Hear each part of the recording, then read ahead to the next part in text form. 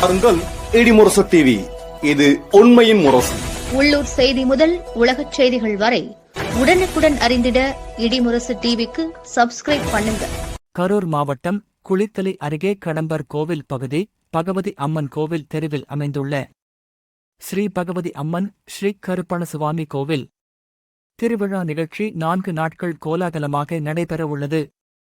இதனை முன்னிட்டு இன்று முகூர்த்த கால் நடும் நிகழ்ச்சி சிறப்பாக நடைபெற்றது. இதில் விழா கமிட்டியினர், ஊர் பொதுமக்கள் மற்றும் பக்தர்கள் திரளாக கலந்து கொண்டு வழிபாடு செய்தனர். திருவிழா நிகழ்ச்சி விவரம்: 26ஆம் தேதி வெள்ளிக்கிழமை மாலை கடம்பர் கோவில் காவிரி திருக்கடம்பன் துறையில் இருந்து அம்மன் வீதி உலா. 27ஆம் தேதி சனிக்கிழமை அம்மன் குழு வீற்றிருத்தல். மதியம் அன்னதானம். இரவு நாதஸ்வர இன்னிசை கச்சேரி, சுவாமி பிரசாதம் வழங்கல்.